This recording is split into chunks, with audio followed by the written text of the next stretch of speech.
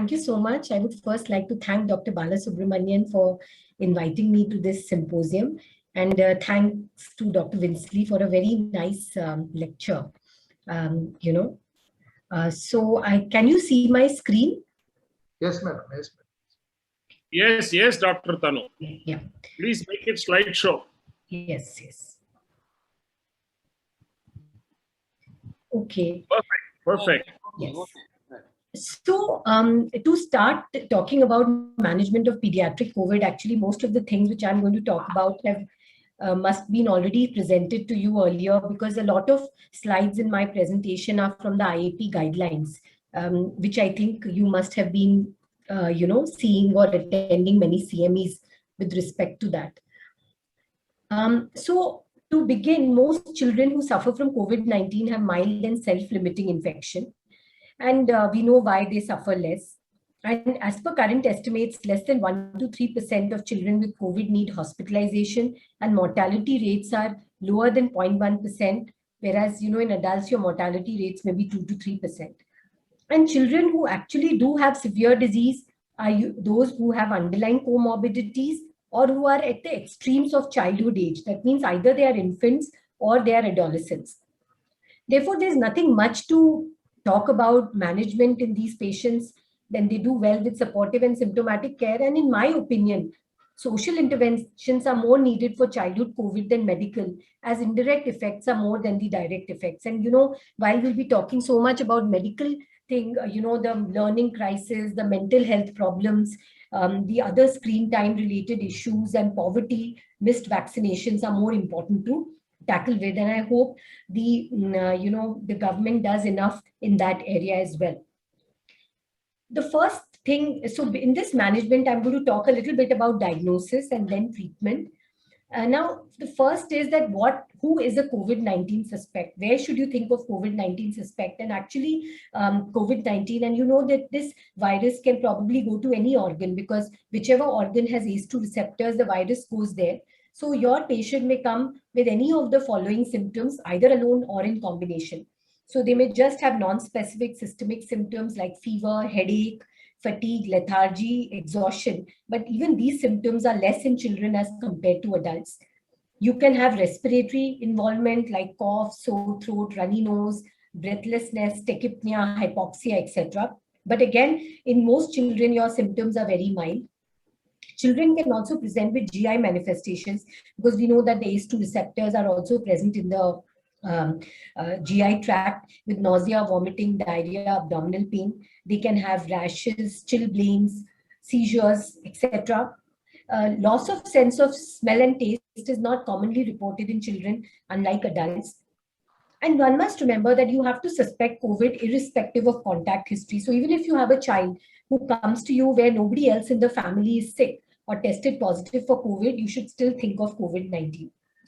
And the other important point is that clinical differentiation of COVID-19 from other common childhood illnesses like flu, RSV, even mild dengue, malaria is often not possible. So you have to rely on laboratory investigations.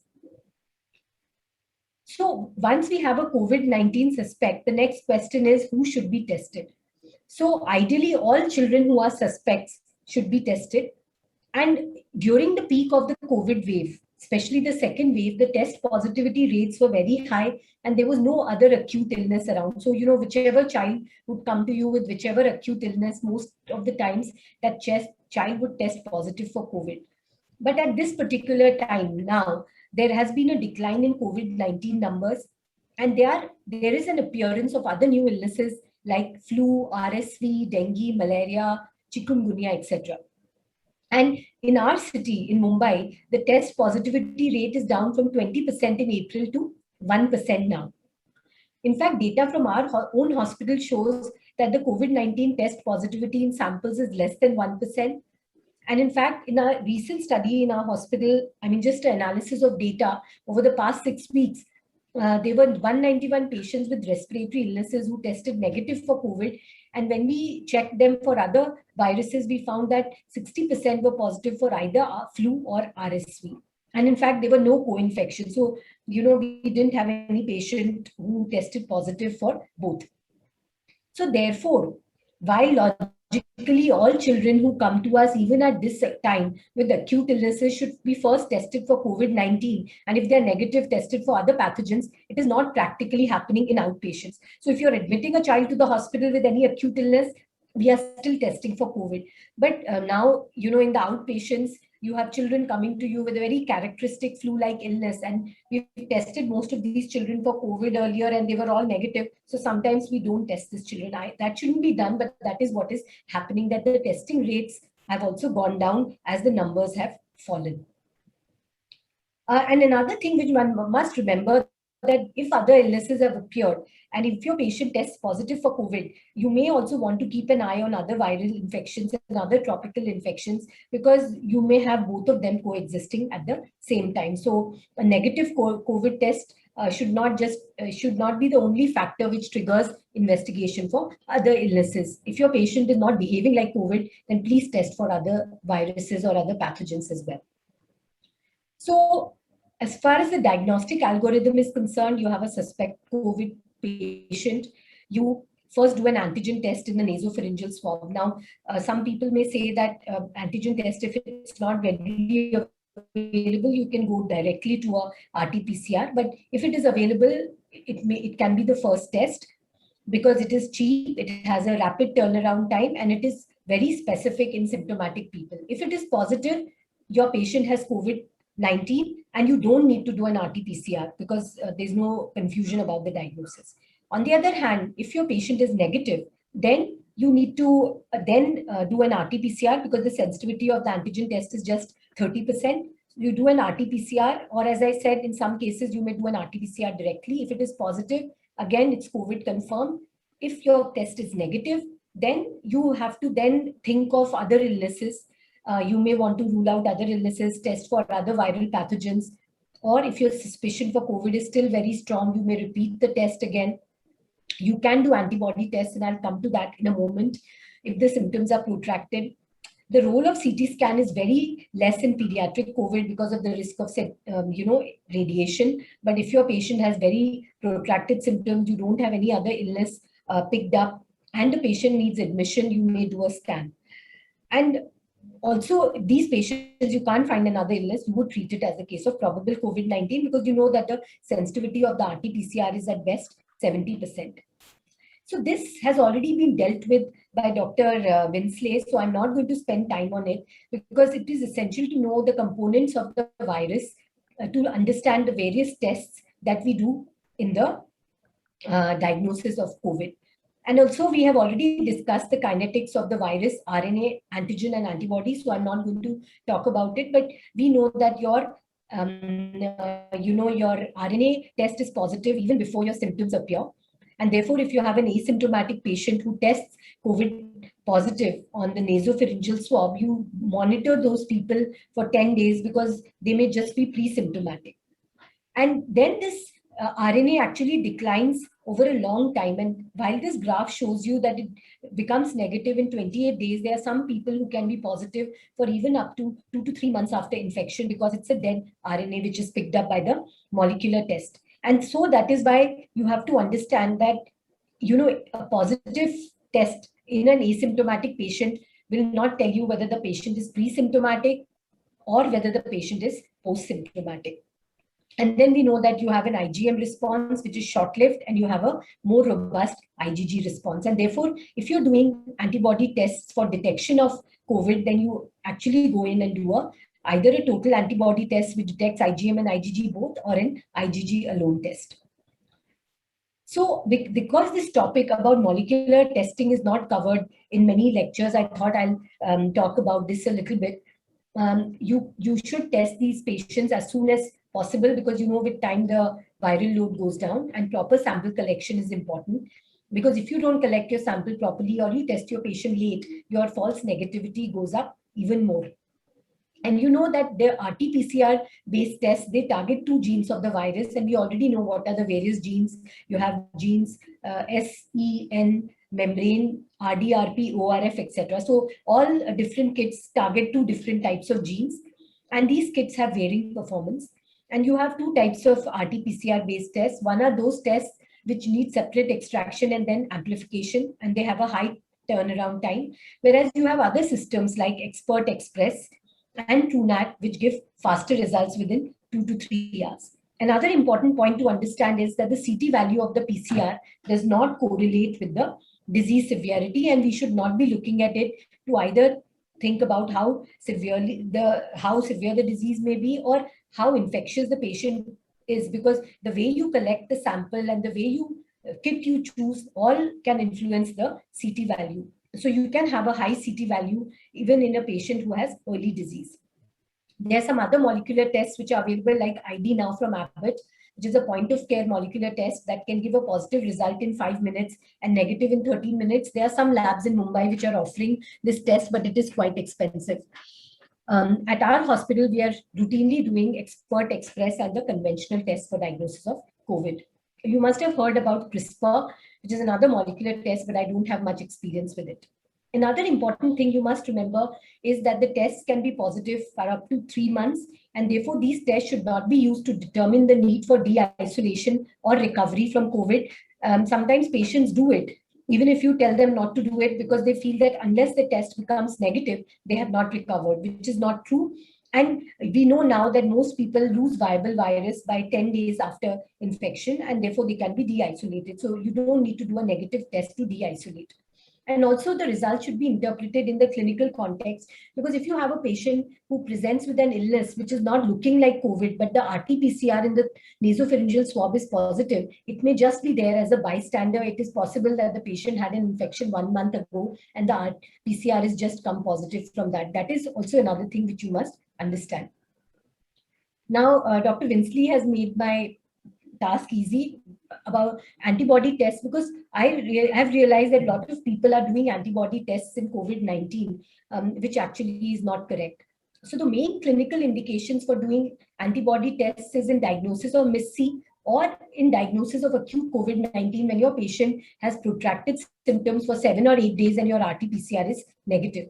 But since the natural seroprevalence rates of COVID antibodies are going up, the specificity of this test is declining, because you can have an antibody test positive just because 50% of the population or 60% is positive antibodies, and that antibody may have nothing to do with the illness that the person is presenting with. The research indications are in sero surveys and for vaccine trials, but it is not indicated for routine diagnosis of acute COVID-19 and to know antibody status after vaccination, because there's no correlation between these antibodies and protection against future infection. It is also important to know that there are 2 types of tests. One are the rapid tests, which are the CART tests or the lateral flow assays, which are less sensitive, and you have the ELISA or CLIA-based tests, which are more sensitive. And that is why people say that they were suspecting MIS-C, but the antibody test came negative. So you have to also look at what kind of antibody test was done. If it was a rapid CART test, the sensitivity is low and it may be false negative. And again, the types of antibodies are the binding antibodies, which indicate infection, and neutralizing antibodies, which indicate protection.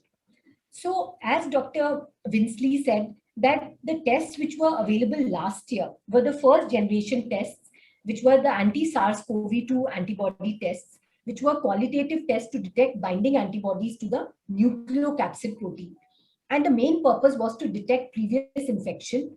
And these tests centered on high specificity at the cost of sensitivity. And these are not usually positive after vaccination. So that means if you have been vaccinated, but you've not had natural infection, your SARS-CoV-2 antibody test will be negative, maybe except for Covaxin, because it's a whole virus inactivated vaccine. And now the second generation tests which have come in this year are the anti-spike antibody tests. So these are quantitative tests that detect antibodies to the spike protein or the receptor binding domain of the spike protein. And these tests can be positive both after vaccination and after natural infection. In fact, the sero survey, which was recently done by ICMR, was based on this. And therefore, it is important to order the right type of test. Then what is the role of CT chest in children with COVID-19? I said CT is more sensitive than chest X-ray, but it involves cost, need for sedation and radiation exposure. It is not indicated in mild disease.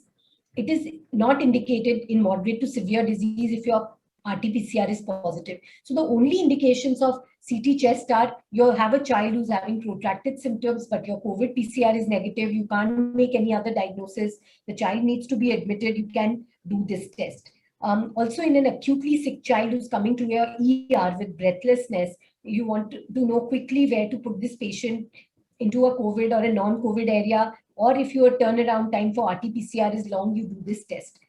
Or if you have a patient with severe COVID-19 in the ICU who deteriorates, to know what is the cause of deterioration. And in this, you must understand two terms. One is CORADS and CTSS. And now, important thing which you must understand is that many patients have an abnormal CT scan, even if they're asymptomatic or they have mild disease. They may have a CTSS score of 8, 9, 10, and that does not indicate pneumonia, and you don't have to treat them any differently just because their CT is abnormal. You don't have to give them multiple drugs. So moving from diagnosis to talk about disease classification of disease severity, you again have classification as mild, moderate, severe disease. And I'm sure you must have seen this slide in the various IEP modules. Mild disease is only upper respiratory tract involvement. Moderate disease is presence of either fast breathing or a saturation of between 90 to 93% on room air. And severe disease is if your patient is having grunting or increased respiratory effort, or if your patient presents with serious neurological involvement or severe dehydration. Because your management will depend on disease severity. And I'm only going to talk about management of mild disease because the management of moderate to severe disease will be covered by Dr. Dhiren. So actually, there's nothing much to talk about in management of mild disease. You isolate these children at home, you give them paracetamol, nasal decongestants, and antitussive drugs for their cough. While a lot of people are prescribing zinc, vitamin C, and vitamin D, there is no established role of these agents, and you can just give them as placebos, but make sure you don't give high doses of vitamin D. There is no role of any antibiotics, azithromycin, doxycycline, ivermectin, favipiravir, hydroxychloroquine in COVID-19. And despite talking about this in multiple meetings, still these drugs are prescribed. So actually we have to stop using these drugs, and we have to tell the parents that this is a viral illness and will get better on its own. While in adults with mild COVID, budesonide is used, but there's no data in children. And steroids should not be given in this phase, even if the child is running high fever, because we know that steroids increase viral replication and can worsen outcomes and can also cause super infections. You don't need to do any investigations, including CBC, CRP in these patients. No imaging is indicated. And you just have to tell the parents to monitor for red flag signs, which is persistent high fever, lethargy, poor feeding, etc. And in older children, you have to look at saturation. Please don't ask parents to monitor saturation in young children, 1 or 2 years of age, because most of the times the saturation is not monitored carefully. And then the parents get all hyper if it shows 85, 87%. And we've seen many parents rushing to the hospital, and actually it was incorrect monitoring. So for young children, you have to really ask them to look for their feeding, lethargy, and fast breathing as danger signs, and not so much the saturation. You de-isolate them 10 days after onset of symptoms. And there is no really near way of predicting future risk of MIS-C at this point in time. So because that question is often asked, and you don't have to do an antibody test to decide whether this child will have MIS-C later. And actually, in my practice, I don't even counsel people that MIS-C can happen later, because, parents then get very, very worried. And you know that MIS-C is actually a very rare occurrence. So all you can tell them is that in the next 1 or 2 months, if your child gets fever again, you better let us know, and that's it. Now, in management of mild disease, you have to be a little more careful in children who have serious comorbidities than mild COVID-19, because these children have higher risk of progression to severe disease. You may have to admit them to hospital to manage their comorbidities, and you have an option of monoclonal antibody cocktail in some of these older children, which I will discuss a little bit more, because maybe that information may not have percolated through. And if you have children with prolonged persistent fever, these children also have to be monitored carefully, preferably admitted to hospital, and you have to do investigations, because you could be dealing with some other infection apart from COVID-19. So you have to do their CBC, CRP, urine analysis, do blood cultures, chest X-ray, and if required, work up for tropical infection like malaria and dengue. You give antibiotics only if bacterial infection is suspected, and you intervene if they progress to severe disease. A little bit about the monoclonal antibody cocktail, just so that we don't misuse it. It is basically, it is antibodies which are against the receptor binding domain of the spike protein, and they act as antivirals by neutralizing the virus. And this combination is now available in India of casirivimab and imdevimab, and it has a total dose of 1200 milligram, which can be given as an IV infusion over 1 hour. The cost of therapy is enormous, 60,000 for one dose. And there are RCTs in adults, so not in children, which have shown a 70% reduction in hospitalization or deaths and faster resolution of symptoms in people who were given this cocktail. But remember that the number needed to treat is 45. That means 45 patients have to be treated, or rupees 27 lakh has to be spent collectively to prevent one hospitalization. So it's not at a public health level, it is not a cost-effective intervention. And basically, this is a drug which you will give in children who have confirmed diagnosis of COVID early in the onset case of the disease, who are above the age of 12 years and weigh more than 40 kg, and who have risk factors for disease progression. Now, these risk factors for disease progression are for adults, but basically they also apply to children. And you would be more, ready to use it if the comorbidity is very significant. So, for example, a child above 12 years who is now having, who's on treatment for leukemia, or who has just undergone a stem cell transplant. You will not consider it for a patient who has asthma or something. And even if of course, this is not relevant vaccination, but even if the patient has had previous infection with COVID, still it may be indicated, because we know that people can still have reinfections and can have severe disease.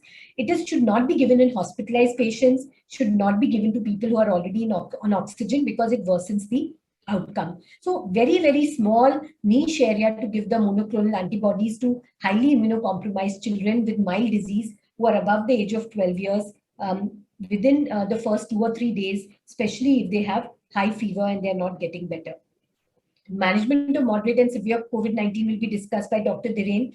The most important interventions here are oxygen, steroids, and anticoagulation. Remdesivir role is questionable, and I think Dr. Ramanan will be discussing the trials with regards to remdesivir. So very quickly, in the next 4 or 5 minutes, I just want to show a case, which illustrates all these problems which are related to management of mild COVID-19. So this is a patient who is a 14-year-old girl who tested positive, whose parents tested positive for COVID-19 on 15th March, and the parents were admitted. The child was at home. The child was tested on 23rd March. She was negative.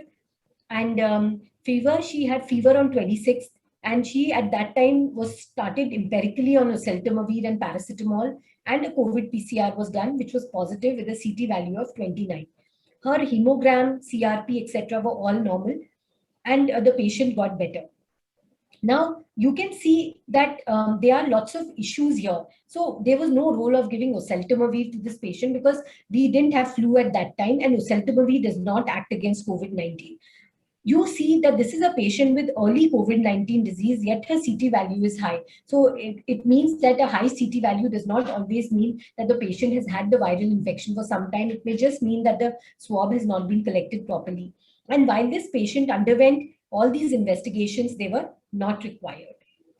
Now, this patient went on 4 days later. The patient also underwent a CT scan, though she was not hypoxic. And if you see, she had these involvement, these GGOs in the lower part of the lung with a CTSS scoring of 6/25.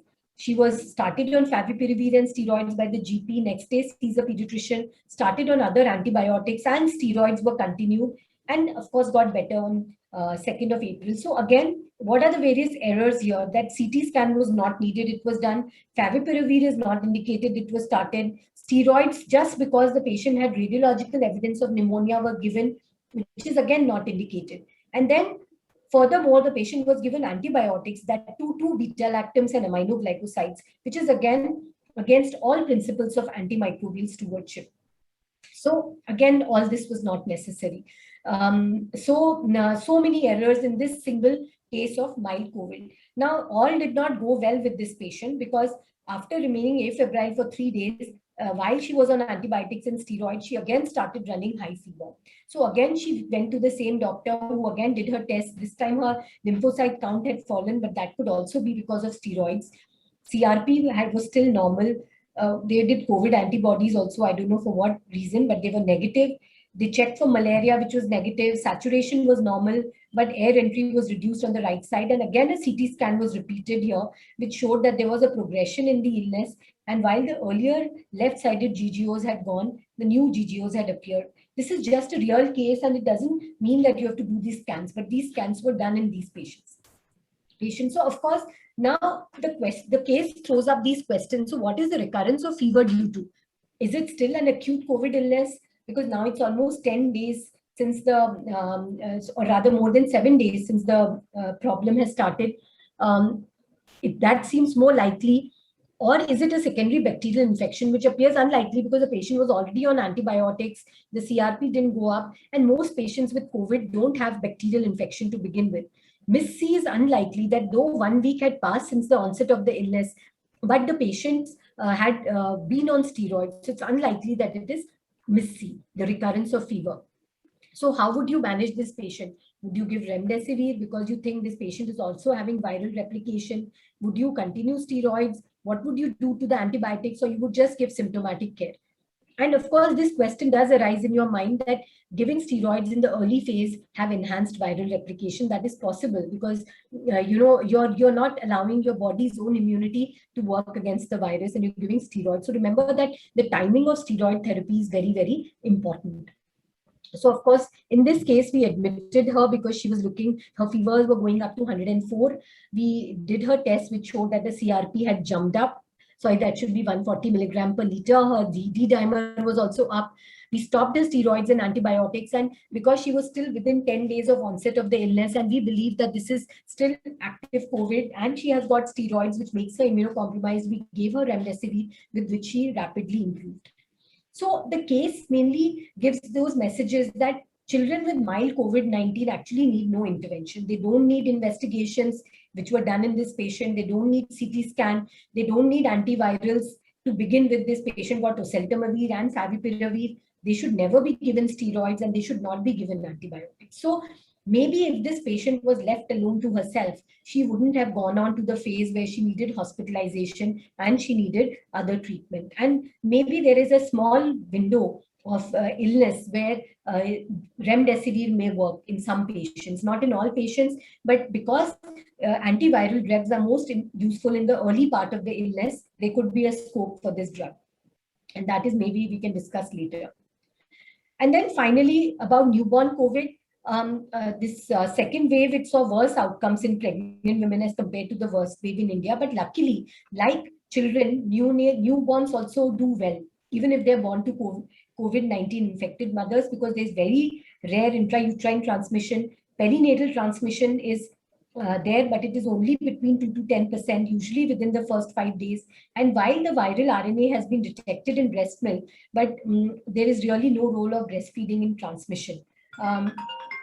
Most infected babies, so even babies don't get infected, but even if they get infected, they have no symptoms or mild symptoms, and only 10 to 20% of the babies may show symptoms, severe symptoms like poor feeding and respiratory distress. And of course, neonatal MIS-C is also being described now. So they are nothing much, in management of a baby born to a COVID-19 positive mother. You do your resuscitation with your full PPE, but you still carry out delayed cord clamping, and you practice skin-to-skin care. You room the baby with the mother unless either the baby is sick or the mother is sick, and you ask the mother to practice exclusive breastfeeding, but wear a mask and practice hand hygiene. Testing of the newborn should be done after 24 to 48 hours to avoid contamination. And if the baby is negative, you can test the baby again at day 5, but that's not really important, especially because most babies will be discharged before day 5. They go home without a repeat test. But if you have admitted the newborn into a SNCU or an NICU, and if the first test is negative, on day 5, you can repeat a test. And if the second test is negative, you can transfer the baby out to a non-COVID area. But you should also remember to, even if the baby is discharged, that you tell the parents to bring the baby back if there are symptoms, and you test as soon as symptoms appear. These babies should be given BCG, OPV, and hepatitis B as per protocol. They should be discharged with their mothers. If the mother is admitted to the COVID ICU, then you can discharge the baby at 24 to 48 hours after training one family member in care of the baby.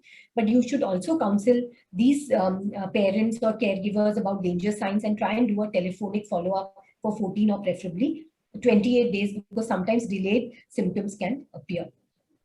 So finally, to summarize, I think COVID-19 is a mild disease, and we as pediatricians and children are really lucky for this. And it is important to test children, children with suspected COVID, even if symptoms are mild, so that we can triage them later if admission is required, and also for epidemiologic purposes. But at the same time, now in the month of July, you have to keep your eye out for other illnesses, because it is quite possible that if a child comes to you with an acute illness at this time, when the cases are coming down, it is more likely to be due to a non-COVID problem. Mild disease needs only supportive and symptomatic care. For severe disease, you need actually good critical care support with steroids and anticoagulation.